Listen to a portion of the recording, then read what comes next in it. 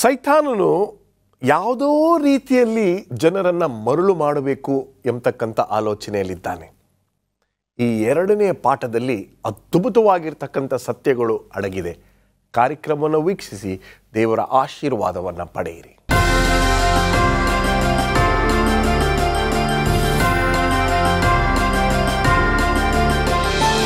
ನಮಸ್ಕಾರ ಪ್ರಿಯ ವೀಕ್ಷಕರೇ, ಎರಡನೇ ಪಾಠಕ್ಕೆ ನಿಮಗೆ ಸುಸ್ವಾಗತ. ಮಹಾ ಹೋರಾಟ ಎಂಬತಕ್ಕಂಥ ಪುಸ್ತಕದಿಂದ ಮುತ್ತುಗಳನ್ನು ಹುಡುಕಿ ಮಾರ್ಕ್ ಫಿನ್ಲಿ ಅವರು ಈ ತ್ರೈಮಾಸಿಕದ ಪಾಠವನ್ನು ಬರೆದಿದ್ದಾರೆ. ಬನ್ನಿ, ಅನುಭವಶಾಲಿಗಳನ್ನು ಪರಿಚಯ ಮಾಡಿಕೊಂಡು ನಮ್ಮ ಈ ಪಾಠಕ್ಕೆ ಚಾಲನೆಯನ್ನು ನೀಡೋಣ. ಬೋಧಕರಾದ ಮುತ್ತು ಮ್ಯಾಥ್ಯೂ, ಬೋಧಕರಾಗಿರ್ತಕ್ಕಂಥ ರಾಜದಾಸ್ ಆನಂದಪ್ಪ, ಬೋಧಕರಾಗಿರ್ತಕ್ಕಂಥ ಪ್ರಸನ್ನ ಕುಮಾರ್ ಅವರು. ನಮಸ್ಕಾರ.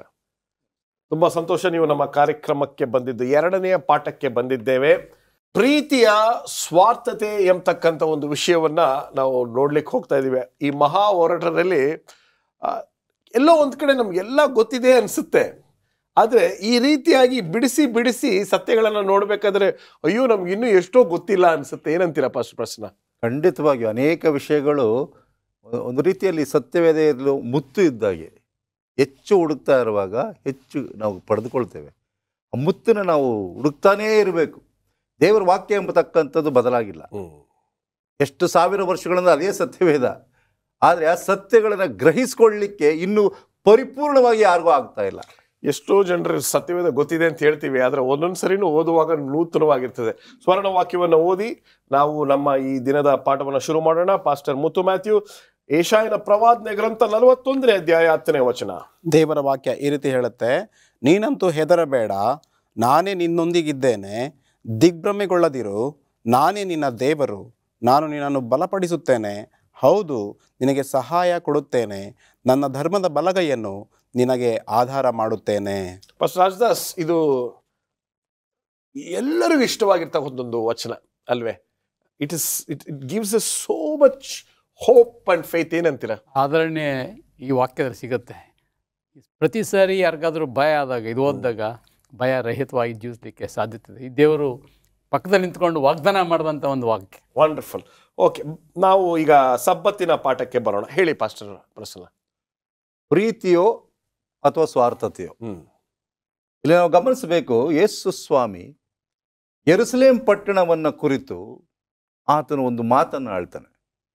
ಮತ್ತಾಯನ ಬರೆದ ಸುವಾರ್ತೆ 24ನೇ ಅಧ್ಯಾಯ 2ನೇ ವಚನದಲ್ಲಿ, ಇವುಗಳನ್ನೆಲ್ಲ ನೋಡುತ್ತಿರುವಾಗಲೇ ಅಲ್ಲಿ ಕಲ್ಲಿನ ಮೇಲೆ ಕಲ್ಲು ಇಳುವುದಿಲ್ಲ, ಎಲ್ಲ ಕೆಡವಲ್ಪಡುವುದು ಎಂದು ನಿಮಗೆ ಸತ್ಯವಾಗಿ ಹೇಳುತ್ತೇನೆ. ಈ ಒಂದು ಮಾತುಗಳನ್ನು ಗಮನಿಸುವಾಗ ಶಿಷ್ಯರಿಗೂ ಸಹ ಅರ್ಥವಾಗಲಿಲ್ಲ. ಓಕೆ, ಯಾಕೆ ಸ್ವಾಮಿ ಆಡ್ತಾ ಇದ್ದಾರೆ, ಏನು ನಾಶವಾಗ್ತದೆ ಎಂಬುದಾಗಿ ಶಿಷ್ಯರು ಸಹ ಗಲಿಬಿಲಿಯಲ್ಲಿ ಉಂಟಿದ್ರು. ಆದರೆ ಇಲ್ಲಿ ಬಹಳ ಮುಖ್ಯವಾಗಿ ತಿಳ್ಕೊಳ್ಬೇಕಾದದ್ದು, ಯೇಸು ಸ್ವಾಮಿಯು ಆ ಯೆರೂಸಲೇಮ್ ಪಟ್ಟಣದ ಸುತ್ತಮುತ್ತಲು ಇರತಕ್ಕಂಥ ಯಹೂದ್ಯರ ಬಗ್ಗೆ ಮಾತಾಡ್ತಾ ಇದ್ದ. ಯಾಕೆಂದ್ರೆ ಸೈತಾನನು ಒಂದಲ್ಲ ಒಂದು ರೀತಿಯಲ್ಲಿ ನಿಮ್ಮನ್ನ ಮೋಸಗೊಳಿಸುತ್ತಾನೆ. ಆತನ ಒಂದೇ ಒಂದು ಉದ್ದೇಶ ನಿಮ್ಮನ್ನು ಮೋಸಗೊಳಿಸುವುದು, ನಾಶಪಡಿಸುವುದು ಅಷ್ಟೇ.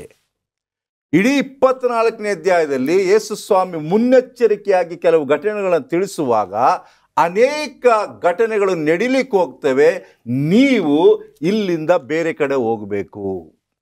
ಯಾಕೆಂದ್ರೆ ಸೈತಾನನು ಒಂದು ತಂತ್ರವನ್ನ ಮಾಡಿದ್ದಾನೆ, ಕುತಂತ್ರವನ್ನ ನಿರೂಪಿಸಿದ್ದಾನೆ.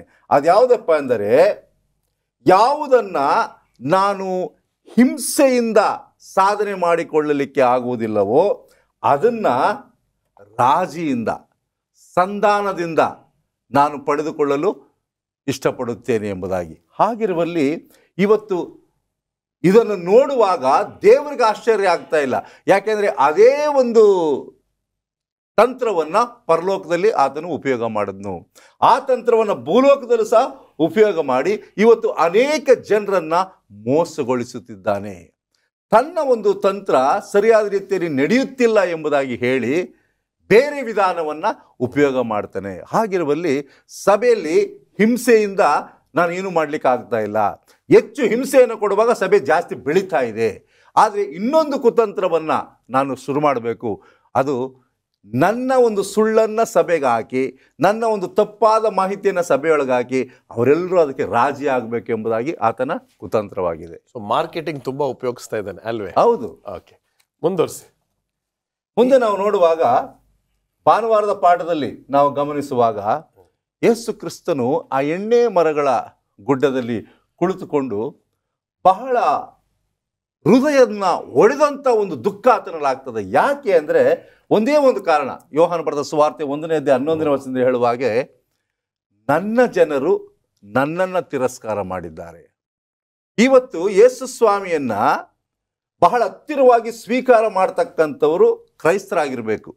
ನಮ್ಮ ಮಾವ ಒಬ್ಬರು ಪಾಸ್ಟರ್ ರಾಜದಾಸ್ ತಮಾಷೆಗೆ ಹೇಳ್ತಾ ಇದ್ರು, ನಿಜವಾಗ್ಲೂ ಹೇಳ್ತಾ ಇದ್ರು, ಈ ಬೈಬಲ್ ಎತ್ತವರು ತುಂಬಾ ಸುಳ್ಳು ಹೇಳ್ತಾರೆ ಅಂತ. ಈ ಒಂದು ವಚನ, ಇಲ್ಲಿ ದೇವರು ದುಃಖ ಪಡ್ತಾ ಇದ್ದಾನೆ, ನನ್ನವರು ನನ್ನನ್ನು ಬಿಟ್ಟಿದ್ದಾರೆ, ತ್ಯಜಿಸಿದ್ದಾರೆ ಅಂತ ಹೇಳುವಾಗ ಎಲ್ಲೋ ನಮ್ಮ ಮಾವ ಇದು ಹೇಳಿದ್ದು ಈ ಬೈಬಲ್ ಹಿಡಿಯೋರು ಸುಳ್ಳುದ್ದು ಜಾಸ್ತಿ ಹೇಳ್ತಾರೆ. ಏನಂತೀರಾ ಪಾಸ್ಟರ್ ರಾಜದಾಸ್ ಅವರೇ? ನಿಜವಾಗಿ ಸತ್ಯ ಹೇಳ್ತಾರೆ, ಮಿಥ್ಯವಾಗಿ ನಡೀತಾರೆ. ಇಲ್ಲ, ನಾನು ಯಾಕೆ ಇದನ್ನು ಹೇಳ್ತಾ ಇದ್ದೀನಿ ಅಂತ ಹೇಳಿದ್ರೆ, ಯೇಸು ಸ್ವಾಮಿ ಸ್ವತಃ ತನ್ನ ಬಾಯಿಂದ ಹೇಳಿರ್ತಕ್ಕಂಥ ಮಾತಿದು.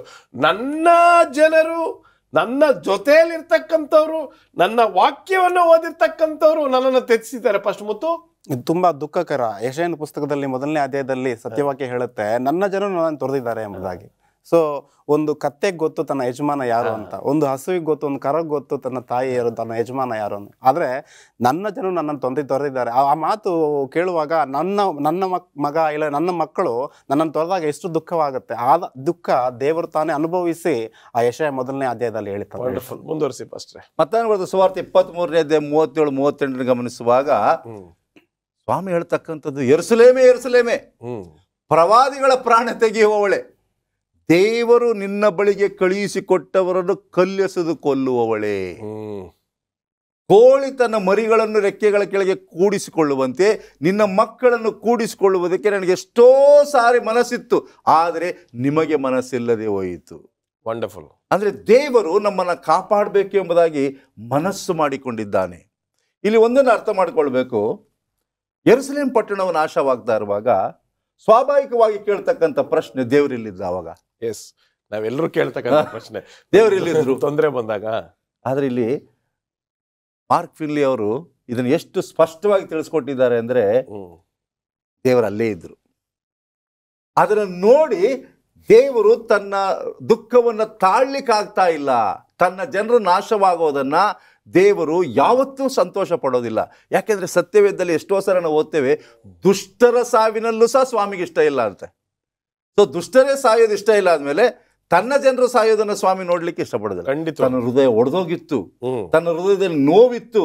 ಹಾಗಿರುವಲ್ಲಿ ಆ ನೋವನ್ನ ತಾಳಿಕೊಂಡು ಹೇಗೆ ನನ್ನ ಜನರನ್ನ ಸೈತಾನನ ಕುತಂತ್ರದಿಂದ, ಮೋಸದಿಂದ ತಪ್ಪಿಸಬಹುದು ಎಂಬುದನ್ನು ತಿಳಿಸುವುದಕ್ಕೆ 24ನೇ ಅಧ್ಯಾಯ ಮತ್ತಾಯನ ಬರೆದ ಸುವಾರ್ತೆಯಲ್ಲಿ ಎಚ್ಚರಿಕೆಯ ಮಾತುಗಳನ್ನ ಸ್ವಾಮಿ ಕೊಡ್ತಾ ಇದ್ದಾರೆ. ವಂಡರ್ಫುಲ್. ನಾವು ವಿರಾಮಕ್ಕೆ ಹೋಗುವ ಮುನ್ನ ಒಂದೇ ಒಂದು ವಿಷಯವನ್ನು ಓದ್ತೀನಿ ಇಂಗ್ಲೀಷಲ್ಲಿ. ಮಾರ್ಕ್ ಫಿನ್ಲಿ ಅವರು ಬರೆದಿರ್ತಕ್ಕಂಥದ್ದು, we should not judge God's character by events that we see around us. ನಮ್ಮ ಸುತ್ತಲೂ ನಡೀತಾ ಇರ್ತಕ್ಕಂಥ ಕೆಲವು ವಿಚಾರಗಳನ್ನು ನೋಡಿ ದೇವರ ಗುಣವನ್ನ ನಾವು ನಿರ್ಧಾರ ಮಾಡಬಾರದು ಎಂಬತಕ್ಕಂಥ ಅದ್ಭುತ ಅಲ್ವೇ? ಖಂಡಿತವಾಗಿ. ಇದ್ರ ಬಗ್ಗೆ ಇನ್ನು ಚರ್ಚೆ ಮಾಡೋಣ. ಒಂದು ಸಣ್ಣ ವಿರಾಮದ ನಂತರ ಈ ಸುಂದರವಾಗಿರ್ತಕ್ಕಂಥ ಚರ್ಚೆ ಮುಂದುವರಿತದೆ. Welcome back. ಮಹಾ ಹೋರಾಟದ ಒಂದು ಪುಸ್ತಕವನ್ನ, ಅದರಲ್ಲಿ ಕೆಲವು ಮುಖ್ಯವಾಗಿರ್ತಕ್ಕಂಥ ವಿಚಾರಗಳನ್ನು ತೆಗೆದುಕೊಂಡು ಪಾಠವಾಗಿ ಬರೆದಿದ್ದಾರೆ ಮಾರ್ಕ್ ಫಿನ್ಲಿ ಅವರು. ಈಗ ಸೋಮವಾರದ ಪಾಠದಲ್ಲಿದ್ದೇವೆ. ಸತ್ಯವೇದಗಳನ್ನು ತೆರೆದು ನಮ್ಮ ಚರ್ಚೆಯಲ್ಲಿ ನೀವು ಭಾಗವಹಿಸಬೇಕು ಅಂತ ನಿಮ್ಮನ್ನು ಕೇಳ್ತಾ ಇದ್ದೀವಿ. ದಯವಿಟ್ಟು ಪಾಸ್ಟರ್ ರಾಜದಾಸ್, ಈ ಯೆರೂಸಲೇಮ್ ಪಟ್ಟಣದ ನಾಶನದಲ್ಲಿ ದೇವರ ಮಕ್ಕಳು ಮಾತ್ರ ಯಾವ ರೀತಿ ನಾಶನಕ್ಕೆ ಒಳಗಾಗಲಿಲ್ಲ? ಸ್ವಾಮಿ ಮತ್ತಾಯ 24ನೇ ಅಧ್ಯಾಯದಲ್ಲಿ ಮತ್ತು ಲೂಕ 21ನೇ ಅಧ್ಯಾಯದಲ್ಲಿ ಯುಗದ ಸಮಾಪ್ತಿಯಲ್ಲಿ ನಡೆಯುತ್ತಿರತಕ್ಕಂಥ ಸಂಗತಿಗಳನ್ನು ಹಾಗೂ ಯೆರೂಸಲೇಮ್ ಪಟ್ಟಣದ ನಾಶವನ್ನು ಕುರಿತು ಪ್ರವಾದಿಸಿದ. ಓಕೆ, ಅದನ್ನು ಭಾಳ ಸ್ಪಷ್ಟವಾಗಿ ಎಲನ್ ವೈಟ್ ಅವರು ಮಹಾಹೋರಾಟ ಪುಸ್ತಕ ಪುಟ 30ರಲ್ಲಿ ಇದನ್ನು ವಿವರಿಸ್ತಾರೆ. ಯೆರೂಸಲೇಮ್ ಪಟ್ಟಣಕ್ಕೆ ರೋಮ್ ರಾಜ್ಯದವರು ಮುತ್ತಿಗೆ ಹಾಕಿದಾಗ ಯಹೂದ್ಯರು ಅವ್ರನ್ನ ಪ್ರತಿಭಟಿಸಿ ಅವ್ರನ್ನ ಓಡಿಸುವಾಗ, ಅವರು ಹೋರಾಟದಲ್ಲಿರುವಾಗ ಕ್ರೈಸ್ತರು ಅಲ್ಲಿಂದ ಪಾರಾಗ್ತಾರೆ. ಒಬ್ಬ ಕ್ರೈಸ್ತರು ಸಹ ನಾಶ ಆಗಲಿಲ್ಲ ಅಂತೆ. ಯಾಕಂತ ಹೇಳಿದ್ರೆ ದೇವ್ರ ವಾಕ್ಯ ಹೇಳುತ್ತೆ, ದೇವರು ನಮಗೆ ಆಶ್ರಯ ದುರ್ಗವಾಗಿದ್ದಾನೆ, ಆತನು ಇಕ್ಕಟ್ಟಿನಲ್ಲಿ ನಮಗೆ ವಿಶೇಷ ಸಹಾಯಕನು. ಈ ವಾಗ್ದಾನ ಆ ಅಂದಿನ ಕ್ರೈಸ್ತರಿಗೆ ಸೀಮಿತವಾಗಿದ್ದಾಗೆ ಹಿಂದಿನ ಕ್ರೈಸ್ತರಿಗೂ ಸೀಮಿತವಾಗಿದೆ. ಯುಗದ ಸಮಾಪ್ತಿವರೆಗೂ ಸ್ವಾಮಿ ಆತನ ಆಶ್ರಯಿಸೋರಿಗೆ ದುರ್ಗವಾಗಿದ್ದಾನೆ ಎಂಬುದನ್ನು ಮರಿಬಾರ್ದು ನಾವು. ಆವಾಗ ಇಸ್ರೇಲ್ ಯಹೂದ್ಯರು ಮತ್ತು ರೋಮರು ಯುದ್ಧ ಮಾಡುವಾಗ ಹೇಗೆ ಕ್ರೈಸ್ತರು ಪಾರಾದರೂ, ಈಗಲೂ ಸ್ವಾಮಿ ಪಾರು ಮಾಡಲಿಕ್ಕೆ ಶಕ್ತನಾಗಿದ್ದಾನೆ ಎಂಬುದಾಗಿ ಹೇಳ್ತಾರೆ. ಈಗ ತಾನೇ ಸ್ವರ್ಣವಾಕ್ಯಕ್ಕೆ ಓದಿದ್ದೇವೆ. ಆ ಸ್ವಾಮಿ ಹೇಳ್ತಾನೆ, ದಿಗ್ಭ್ರಮೆಗಳಿದ್ರು, ಭಯಪಡಿದರು, ನನ್ನ ಧರ್ಮದ ಬಲಗದಿಂದ ಏನು ಮಾಡ್ತಾನೆ, ಬಲಪಡಿಸ್ತಾನೆ ಅಂತ ಸ್ವಾಮಿ ಹೇಳ್ದಂಥ ದೇವರು. ಇವತ್ತು ನಾವು ಭಯಪಡಬಾರ್ದು. ನಮಗೆ ದೇವರು ಭಯದ ಆತ್ಮ ಕೊಟ್ಟಿಲ್ಲ, ಬಲದ ಆತ್ಮ ಕೊಟ್ಟಿದ್ದಾನೆ. ಇವತ್ತು ನಾವು ಈ ಮಹಾ ಹೋರಾಟದಲ್ಲಿ ನಮ್ಮ ವೈರ್ಯದಂಥ ಸೈತಾನನನ್ನು ಎದುರಿಸಲಿಕ್ಕೆ, ಆತನ ಅನುಯಾಯಿಗಳನ್ನು ಎದುರಿಸಲಿಕ್ಕೆ ನಾವು ಯಾವತ್ತೂ ಹಿಂಜರಿಬಾರ್ದು. ನಾವು ಮುಂದೆ ಹೋಗಬೇಕು ಹೊರತು ಈ ರಜೆ ಪುಟ್ರದ್ದು ನನಗೆ ಭಾಳ ಇಷ್ಟ. ರಜೆ ಪುಟ್ರದ್ದು ಒಂದು ವಿಷಯ ಏನಂತ ಹೇಳಿದ್ರೆ, ಅವರು ತಮ್ಮ ಬೆನ್ನನ್ನು ತೋರಿಸ್ತಿರ್ಲಿಲ್ವಂತೆ. ಇಹಲೋಕದಲ್ಲೇ ರಾಜಪುಟ್ರು ಅಷ್ಟು ಧೈರ್ಯವಾಗಿ ಮುಂದೆ ಹೋಗುವಾಗ, ದೇವರ ಮಕ್ಕಳಾದ ನಾವು, ಸಜೀವುಳ್ಳ ವಾಕ್ಯವನ್ನು ಇಟ್ಟಂಥ ನಾವು, ಆತನ ವಾಕ್ಯವೇ ನಮಗೆ ಕೇಡ್ಯವು ಗುರಾಣಿಯಾಗಿರುವಾಗ ನಾವು ಯಾವುದಕ್ಕೆ ಎದುರ್ಕೊಳ್ಬಾರ್ದು. ದೇವರು ನಮ್ಮ ಕೂಡ ಇದ್ದಾನೆ, ಆತ ನಮ್ಮ ಆಶ್ರಯದುರ್ಗ ಅಂತೇಳಿ ನಾವು ಮುಂದೆ ಹೋದಾಗ ದೇವರು ನಮ್ಮನ್ನು ಆಶೀರ್ವದಿಸ್ತಾನೆ. ಇಲ್ಲಿ ಇತಿಹಾಸದಲ್ಲಿ ಅದನ್ನು ಓದ್ತೇವೆ. ಇಬ್ರಿಯರಿಗೆ ಬರೆದ ಪತ್ರಿಕೆ 35ರಿಂದ ಓದುವಾಗ ಅಲ್ಲಿ ಬಹಳ ಸ್ಪಷ್ಟವಾಗಿ ಹೇಳಿದ್ದಾನೆ ಪೌಲ, ಸ್ತ್ರೀಯರು ಸತ್ತು ಹೋಗಿದ್ದ ತಮ್ಮವರನ್ನು ಪುನರುತ್ಥಾನದಿಂದ ತಿರುಗಿ ಹೊಂದಿದರು. ಕೆಲವರು ತಾವು ಯಾತನೆಯ ಹಂತಕ್ಕೆ ಕಟ್ಟಲ್ಪಟ್ಟಾಗ ಶ್ರೇಷ್ಠ ಪುನರುತ್ಥಾನವನ್ನು ಹೊಂದುವುದಕ್ಕೋಸ್ಕರ ಬಿಡುಗಡ ಬೇಡವೆಂದು ಹೇಳಿ ಮುರಿಸಿಕೊಂಡು ಸತ್ತರು. ಬೇರೆ ಕೆಲವರು ಅಪಹಾಸ್ಯ, ಕೊರಡೆಯ ಪೆಟ್ಟು, ಬೇಡಿ, ಸೆರೆಮನೆ ಇವುಗಳನ್ನು ಅನುಭವಿಸಿದರು. ಕೆಲವರನ್ನು ಜನರು ಕಲ್ಲಿಸಿದು ಕೊಂದರು, ಕೆಲವರನ್ನು ಗರಗಸದಿಂದ ಕೊಯ್ದುಕೊಂಡರು. ದೇವದ್ರೋಹಿಗಳಾಗಿ ಪ್ರಾಣವನ್ನು ಉಳಿಸಿಕೊಳ್ಳರೆಂದು ಕೆಲವರನ್ನು ಪ್ರೇರೇಪಿಸಿದರು. ಕೆಲವರನ್ನು ಕತ್ತಿಯಿಂದ ಕೊಂದರು. ಕೆಲವರು ಕೊರತೆ, ಹಿಂಸೆ, ಬಾಧೆ ಇವುಗಳನ್ನು ಅನುಭವಿಸುವವರಾಗಿದ್ದು ಕುರಿ ಮೇಕೆಗಳ ಚರ್ಮವನ್ನು ಹುಟ್ಟುಕೊಂಡು ಅವರಾಗಿ ತಿರುಗಾಡಿದರು. ಇಂಥವರಿಗೆ ಈ ಲೋಕವು ಯೋಗ್ಯ ಸ್ಥಳವಲ್ಲ. ಅವರು ತಮ್ಮ ದೇಶದ ಕಾಡು ಬೆಟ್ಟ ಗವಿ ಕುಣಿಗಳಲ್ಲಿ ಅಲಿಯವರಾಗಿದ್ದರು. ಹಿಂದೆ ಅಂಧಕಾರದ ಯುಗದಲ್ಲಿ ಇದು ನಡೆದಂಥ ಒಂದು ಘಟನೆ. ಅಂತಹ ಹಿಂಸೆ ಬಂದರೂ ಸಹ ಅವ್ರು ಏನು ಮಾಡಲಿಲ್ಲ, ಸತ್ಯವನ್ನು ತಿರಸ್ಕಾರ ಮಾಡಲಿಲ್ಲ. ಸತ್ಯಕ್ಕೆ ಪ್ರಾಣ ಕೊಡ್ಲಿಕ್ಕೆ ಸಿದ್ಧವಾಗಿದ್ದರು. ಯಾಕಂದರೆ ಪುನರುತ್ಥಾನ ಇದೆ. ಈ ದೇಹ ನಾಶ ಆದರೂ ನಂತರ ಇದೇನಾಗತ್ತೆ, ಹೊಸದಾಗತ್ತೆ. ಆ ಒಂದು ವಿಶ್ವಾಸ ಇವತ್ತು ಕ್ರೈಸ್ತರಿಗಿದ್ದರೆ ನಾವು ಸಹ ದೇವರು ಅಂದು ಹೇಗೆ ಕ್ರೈಸ್ತರನ್ನ ವಿಶೇಷವಾಗಿ ಸಂರಕ್ಷಿಸಿದ, ಇವತ್ತು ಅದೇ ಸ್ವಾಮಿ ಇದ್ದಾನೆ, ಅದೇ ಕಾರ್ಯ ಮಾಡ್ತಾನೆ ಎಂಬ ನಂಬಿಕೆ ನನ್ನದಾಗಿದೆ. ಆ ಪ್ರಯುಕ್ತವಾಗಿ ನಮ್ಮ ನಂಬಿಕೆ ಕುಂದ್ತಾ ಇಲ್ಲ. ಇನ್ನೂ ಅದೇ ಹುರುಪಿನಿಂದ ನಾವು ಆತನ ಸೇವೆ ಮಾಡಲಿಕ್ಕೆ ತೀರ್ಮಾನ ಮಾಡಿದ್ದೇವೆ. ಈ ಸೇವೆ ಮಾಡಲಿಕ್ಕೆ ಎಲ್ಲ ಕ್ರೈಸ್ತರು ಮುಂದೆ ಬಂದರೆ ಆತನ ಸೇವೆ ಮುಗಿತದೆ, ಆತನ ಬೇಗನೆ ಬರ್ತಾನೆ. ಈ ದೇಹ ನಾಶವಾದರೂ ಅಂತರ್ಯ ಹೊಸದಾಗೋದು. ಒಂದು ಸಾಲ ಹಾಡ್ಬೋದಲ್ಲ ನೀವು ಫಸ್ಟ್ ಪರ್ಸನ್ ಅವರೇ? ಈ ದೇಹ ಹಾಡಿ. ಒಂದು ವಿಷಯ ರಾಗ ಹಾಡೋಕ್ ಮುಂದೆ ಪಾಸ್ಟ್, ಈ ದೇಹ ನಾಶದ್ರು ನಂತರ ಹೊಸದಾಗೋದು, ಅಂತರ್ಯ ಅಲ್ಲ, ನಂತರ. ವಂಡರ್ಫುಲ್, ನಂತರ ಹೊಸದಾಗ ಹೇಳಿ ಫಸ್ಟ್ ಹಾಡಿ. ಈ ದೇಹ ನಾಶಾದರೂ ನಂತರ ಹೊಸದಾಗುವುದು. ವಂಡರ್ಫುಲ್, ಖಂಡಿತವಾಗ್ಲು. ಮುಂದೆ ಹೋಗೋಣ, ಹೇಳಿ ಪಾಸ್ಟ್ರೆ. ಮಂಗಳವಾರದ ಪಾಠಕ್ಕೆ ನಾವು ಬರುವಾಗ ಈ ಹಿಂಸೆಯಲ್ಲೂ ಕೂಡ ನಂಬಿಗಸ್ತಿಕೆಯನ್ನು ಮುಂದುವರಿಸುವುದು ಬಹಳ ಅಮೋಘವಾದಂತಹ ಪಾಠ. ನಾವು ವಾಕ್ಯದಲ್ಲಿ ಕಾಣ್ತೇವೆ. ಅಪೊಸ್ತಲರ ಕಾರ್ಯಗಳು 2ನೇ ಅಧ್ಯಾಯದಲ್ಲಿ ನಾವು ನೋಡ್ತೇವೆ, ಅಪೊಸ್ತಲರನ್ನು ಭಯಪಡಿಸ್ತಾರೆ. 4ನೇ ಅಧ್ಯಾಯ 17ನೇ ವಚನದಲ್ಲಿ, 5ನೇ ಅಧ್ಯಾಯ 17ನೇ ವಚನದಲ್ಲಿ ಅವರನ್ನು ಸೆರೆಮನೆಗೆ ಹಾಕ್ತಾರೆ. 8ನೇ ಅಧ್ಯಾಯ 1ನೇ ವಚನದಲ್ಲಿ ಅವರನ್ನು ಹಿಂಸೆ ಪಡಿಸ್ತಾರೆ. ಅಷ್ಟೇ ಅಲ್ಲ, 7ನೇ ಅಧ್ಯಾಯ ಮತ್ತು 12ನೇ ಅಧ್ಯಾಯದಲ್ಲಿ ನಾವು ನೋಡುವಾಗ ಕೆಲವರನ್ನು ಹಿಂಸೆಗೆ ಗುರಿ ಮಾಡಿ ಸಾವಿಗೀಡು ಮಾಡ್ತಾರೆ. ಸ್ಟೆಫನನನ್ನು ಕಲ್ಲೆಸೆದು ಕೊಲ್ತಾರೆ. ಇವೆಲ್ಲವನ್ನು ಕೂಡ ಸೈತಾನನು ಪ್ರೇರೇಪಿಸಿ ಅಪೊಸ್ತಲರ ಮೇಲೆ ಅವರನ್ನು ಕಳುಹಿಸಿ ಎಲ್ಲರನ್ನೂ ಕೂಡ ಹಾಳು ಮಾಡಬೇಕು, ಕ್ರೈಸ್ತರನ್ನ ಸಂಪೂರ್ಣವಾಗಿ ನಾಶ ಮಾಡಬೇಕು ಎಂಬುದಾಗಿ ಸೈತಾನನು ಆಡಿದಂತಹ ಈ ಒಂದು ಆಟದಲ್ಲಿ ಅಪಜಯವನ್ನು ಕಾಣ್ತಾನೆ. ಯಾವ ರೀತಿ ಎಂಬುದಾಗಿ ನಾವು ನೋಡುವಾಗ ಟರ್ಟುಲಿಯನ್ ಎಂಬಂತಹ ಒಬ್ಬ ವ್ಯಕ್ತಿ ಈ ರೀತಿ ಹೇಳ್ತಾನೆ, the blood of the martyrs is the seed of the gospel ಎಂಬುದಾಗಿ. ಎಷ್ಟೇ ಪ್ರಭಾವಿತರಾಗಿ ಅನ್ಯರು ಬಂದು ಇಲ್ಲವೇ ಸೈತಾನನು ಮತ್ತೊಬ್ಬರನ್ನು ಪ್ರೇರೇಪಿಸಿ ಅಪೊಸ್ತಲರ ಮೇಲೆ ದಾಳಿ ಮಾಡಿದಾಗಲೂ ಸಹ ಈ ಒಂದು ಯುದ್ಧದಲ್ಲಿ ಅವನು ಅಪಜಯವನ್ನು ಕಾಣ್ತಾನೆ. ಸತ್ಯ ಸುವಾರ್ತೆ ಎಲ್ಲರಿಗೂ ಕೂಡ ಕೊಡಲ್ಪಡುತ್ತೆ. ಅಷ್ಟೇ ಅಲ್ಲ, ಈ ಅಪೊಸ್ತಲರು ದೇವರ ವಾಕ್ಯ ತಿಳಿಸುತ್ತೆ 2 ತಿಮೋತಿ 1ನೇ ಅಧ್ಯಾಯ 7ನೇ ವಚನದಲ್ಲಿ, for God did not give us the spirit of timidity ಎಂಬುದಾಗಿ. ದೇವರು ನಮಗೆ ಹೆದರಿಕೆಯ ಭಯದ ಆತ್ಮವನ್ನು ಕೊಟ್ಟಿಲ್ಲ, ನಮಗೆ ಬಲದ ಆತ್ಮವನ್ನು ಕೊಟ್ಟಿದ್ದಾರೆ. ಅವರನ್ನು ಒಳಪಡಿಸಿದಾಗ, ಸೆರೆಮನೆಗೆ ಹಾಕಿದಾಗ ಭಯ ಪಡಲಿಲ್ಲ ಅವರು. ಬದಲಾಗಿ ಇನ್ನೂ ಅತಿ ಹೆಚ್ಚಾಗಿ ಬಲವನ್ನು ಹೊಂದು ಸತ್ಯ ಸುವಾರ್ತೆಯನ್ನು ಮಾಡ್ತಾರೆ. ಅದನ್ನು ತಾನೇ ನಾವು ಅಪೊಸ್ತಲರ ಕಾರ್ಯಗಳು 1ನೇ ಅಧ್ಯಾಯ 7ನೇ ವಚನದಲ್ಲಿ ನಾವು ನೋಡ್ತೇವೆ. ನೀವು ನನ್ನ ಆತ್ಮವು ನಿಮ್ಮ ಮೇಲೆ ಬಂದಾಗ ಯೆರೂಸಲೇಮಿನಲ್ಲಿ, ಯೂದಯದಲ್ಲಿ, ಸಮರಯದಲ್ಲಿ, ಲೋಕದ ಕಟ್ಟಕಡೆಯವರೆಗೂ ಕೂಡ ನನಗಾಗಿ ನೀವು ಸಾಕ್ಷಿಗಳಾಗಿರ್ತೀರಿ ಎಂಬುದಾಗಿ ದೇವರ ವಾಕ್ಯ ಬರೆಯಲ್ಪಟ್ಟಿದೆ. ಸೊ ಅದು ಸತ್ಯವಾಗಿ ನಡೆಯಿತು. ಅಷ್ಟೇ ಅಲ್ಲ, ಅಪೊಸ್ತಲರು ಲೋಕದೆಲ್ಲರ ಕಡೆ ಚದರಿ ಹೋಗಿ ಪ್ರಪಂಚಕ್ಕೆಲ್ಲಕ್ಕೂ ಕೂಡ ಸತ್ಯ ಸುವಾರ್ತೆಯನ್ನು ಸಾರ್ತಾರೆ. ಈ ಒಂದು ನಿರೀಕ್ಷೆಯಿಂದ, ಈ ಒಂದು ನಂಬಿಕೆಯಿಂದ ಅವರು ಈ ಒಂದು ಹಿಂಸೆಯನ್ನು ಎದುರುಗೊಂಡ್ರು. ಅವರು ಕರ್ತನಲ್ಲಿ ಯಾವುದೇ ಕಾರಣಕ್ಕೂ ಕೂಡ ಅವರು ಬಿದ್ದು ಹೋಗಲಿಲ್ಲ. ಅವರು ಮುಂದೆ ನಡೀಲಿಕ್ಕೆ ಒಂದೇ ಒಂದು ಮಾತು ಅವರಿಗೆ ಪ್ರೇರೇಪಣೆಯನ್ನು ಕೊಡ್ತಿತ್ತು. ಏನು ಆ ಮಾತು ಎಂಬುದಾಗಿ ನಾವು ನೋಡುವಾಗ, ಮಾರ್ಕನ ಸುವಾರ್ತೆ 16ನೇ ಅಧ್ಯಾಯ 15ನೇ ವಾಕ್ಯ, ಆಮೇಲೆ ಅವರಿಗೆ, ನೀವು ಲೋಕದ ಎಲ್ಲ ಕಡೆಗೆ ಹೋಗಿ ಜಗತ್ತಿಗೆಲ್ಲ ಸುವಾರ್ತೆಯನ್ನು ಸಾರಿರಿ. ಈ ಒಂದೇ ಒಂದು ಸಾಲು ಅವರನ್ನು ಹುರುಪುಗೊಳಿಸ್ತಿತ್ತು, ಅವರನ್ನು ಪ್ರೇರೇಪಿಸ್ತಿತ್ತು. ದೇವರ ಆತ್ಮ ಅವರನ್ನು ಬಿಡಲಿಲ್ಲ. ಅವರನ್ನು ಪ್ರೇರೇಪಣೆ ಮಾಡಿದರ ಪ್ರಯುಕ್ತ ಸತ್ಯವಾಕ್ಯವನ್ನು ಎಲ್ಲ ಕಡೆ ಅವರು ಸುವಾರ್ತೆಯನ್ನು ಸಾರ್ತಾರೆ.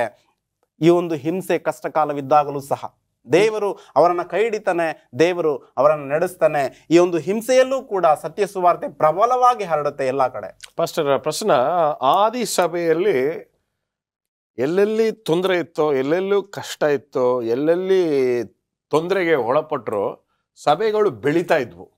ಆದರೆ ಇಂದಿನ ಆಧುನಿಕ ಕಾಲದಲ್ಲಿ ತೊಂದರೆಗಳು ಜಾಸ್ತಿ ಆಗ್ತಾ ಆಗ್ತಾ ನಮ್ಮ ಸಭೆಗಳಲ್ಲಿ ಸಂಖ್ಯೆಗಳು ಕಡಿಮೆ ಆಗ್ತಿದೆ. What is your opinion? ನಾವು ಕೇವಲ ಒಂದು ಸ್ಥಳವನ್ನು ಗುರುತಿನಲ್ಲಿಟ್ಟುಕೊಳ್ಳಬಾರ್ದು. ಸ್ವಾಭಾವಿಕವಾಗಿ ಇಡೀ ಲೋಕದಲ್ಲಿ ಸಭೆಗಳು ಬೆಳೀತಾ ಇದೆ. ಹಿಂಸೆ ಎಂಬತಕ್ಕಂಥದ್ದು ಬರುವಾಗ ಕೆಲವು ಸಭೆಗಳು ಕುಗ್ಗಿ ಹೋಗ್ತವೆ, ಆದರೆ ಎಷ್ಟೋ ಸಭೆಗಳು ಎತ್ತೆತ್ಕೊಳ್ತವೆ.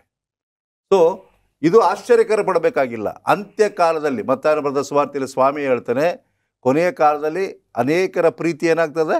ತಣ್ಣಗಾಗ್ತದೆ. ಸೊ ಹಿಂಸೆ ಬರುವಾಗ ಕೆಲವರು ಎದುರ್ಕೊಂಡು ಹೋಗ್ತಾರೆ, ಕೆಲವರು ಎದುರಿಸ್ತಾರೆ.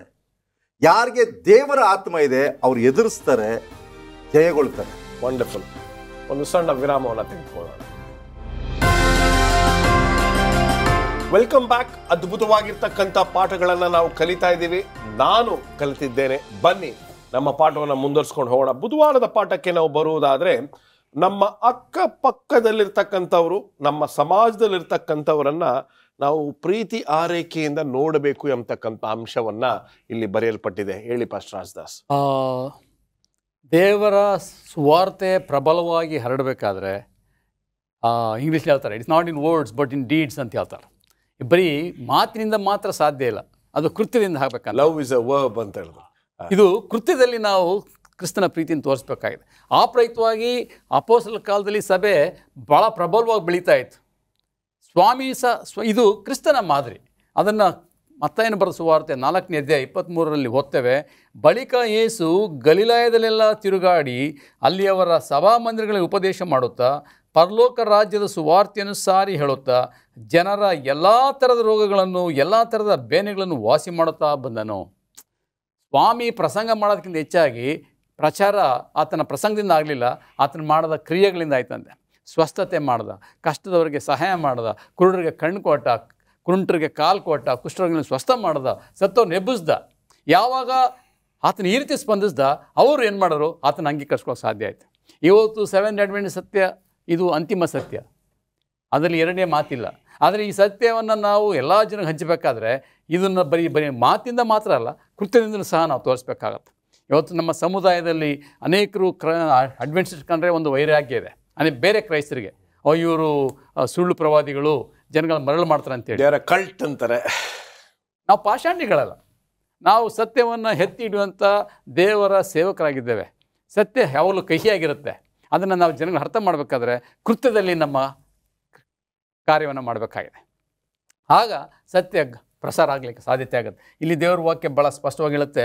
ಅಪೊಸ್ತಲರ ಕಾಲದಲ್ಲಿ ಯಾಕೆ ಸಭೆ ಬೆಳೀತೈತೆ ಅಂತ ಹೇಳಿದ್ರೆ 2ನೇ ಅಧ್ಯಾಯದಲ್ಲಿ ಓದ್ತೇವೆ. ಅಪೊಸ್ತಲರ ಕೃತ್ಯ 2ನೇ ಅಧ್ಯಾಯ 10ನೇ ಅಧ್ಯಾಯದಲ್ಲಿ ಹೀಗೆ ಹೇಳುತ್ತೆ. 38ನೇ ವಚನ ನೋಡಿ. ದೇವರು ನಜರೇತಿನ ಯೇಸುವನ್ನು ಪವಿತ್ರಾತ್ಮದಿಂದಲೂ ಬಲದಿಂದಲೂ ಅಭಿಷೇಕಿಸಿದನು. ದೇವರು ಆತನ ಸಂಗಡ ಇದ್ದದರಿಂದ ಆತನು ಉಪಕಾರಗಳನ್ನು ಮಾಡುತ್ತಾ ಸೈತಾನಿಂದ ಬಾಧಿಸಲ್ಪಡ್ತವರು ಎಲ್ಲರನ್ನು ಗುಣ ಮಾಡುತ್ತಾ ಸಂಚರಿಸಿದನು. ಇದೆಲ್ಲ ನಿಮಗೆ ಗೊತ್ತಾಗಿರೋದಷ್ಟೇ. ಅವರು ಪವಿತ್ರಾತ್ಮ ಭರಿತರಾಗಿ ಒಳ್ಳೆಯ ಕಾರ್ಯಗಳನ್ನು ಮಾಡ್ತಾರೆ. ಯೇಸು ಸ್ವಾಮಿ ಮಾಡಿದ ಕಾರ್ಯವನ್ನು ಅಪೊಸ್ತಲರು ಮಾಡಿದ್ರು. ಅನೇಕ ನೋಡ್ತಾರೆ, ಸತ್ತನ್ನು ಎಬ್ಬಿಸಿದ್ರು, ಪೇತ್ರ ಎಬ್ಬಿಸ್ದ, ಪೌಲ ಎಬ್ಬಿಸ್ದ. ನಮ್ಮಲ್ಲಿ ಪವಿತ್ರಾತ್ಮನ ಬಲ ಇಲ್ಲ ಎಂಬುದಾಗಿ ಸಾಬೀತಾಗಿದೆ.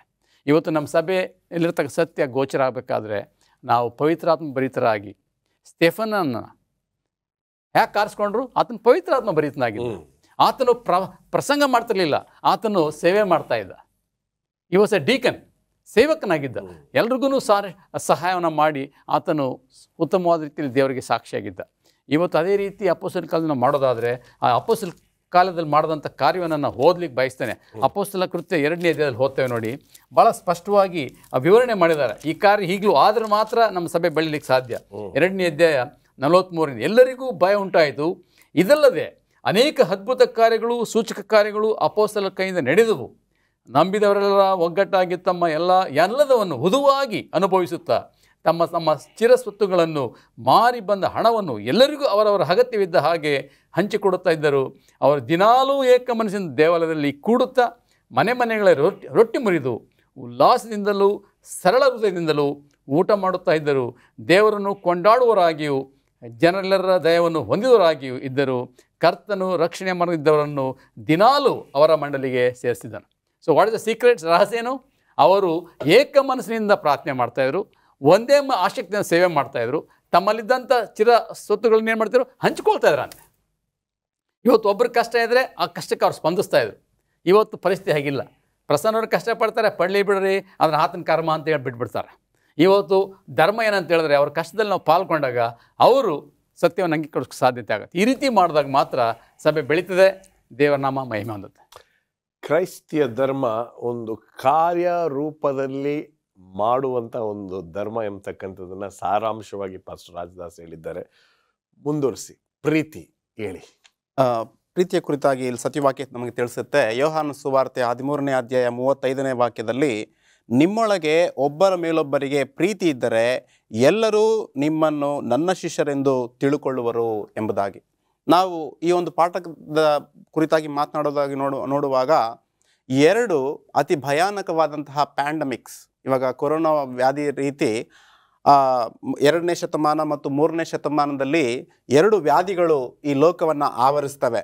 ಈ ಸಂದರ್ಭದಲ್ಲಿ ಅವರನ್ನು ಭೇಟಿ ಮಾಡಿ ಅವರಿಗೆ ಬೇಕಾದಂತಹ ಔಷಧಿಗಳನ್ನು ಕೊಟ್ಟು, ಆಹಾರ ಸಾಮಗ್ರಿಗಳನ್ನು ಕೊಟ್ಟು, ಅವರನ್ನು ನೋಡುವಂತಹ ಒಂದು ಪ್ರಯತ್ನವನ್ನು ಯಾರೂ ಕೂಡ ಮಾಡಲಿಲ್ಲ. ಈ ಒಂದು ಸಂದರ್ಭದಲ್ಲಿ ಕ್ರಿಸ್ತಶಕ 160 ಮತ್ತು ಕ್ರಿಸ್ತಶಕ 265 ಈ ಸಂದರ್ಭದಲ್ಲಿ ಕ್ರೈಸ್ತರು ಮುಂದೆ ಹೋಗ್ತಾರೆ. ಕ್ರೈಸ್ತರು ಮುಂದೆ ಹೋಗಿ ಪ್ರೀತಿಯನ್ನು ಹಂಚ್ತಾರೆ. ಹಸುವಿನಲ್ಲಿರೋರಿಗೆ ಆಹಾರವನ್ನು ಕೊಡ್ತಾರೆ, ಬಟ್ಟೆ ಬೇಕಾದವರಿಗೆ ಬಟ್ಟೆಯನ್ನು ಕೊಡ್ತಾ ಇದ್ದಾರೆ, ರೋಗದಲ್ಲಿರುವವರಿಗೆ ಅವರಿಗೆ ಸಾಮಗ್ರಿಗಳನ್ನು ಕೊಟ್ಟು, ಔಷಧಿಗಳನ್ನು ಕೊಟ್ಟು ಅವರನ್ನು ಬೆಳೆಸೋದನ್ನು ನಾವು ಕಾಣ್ತೇವೆ.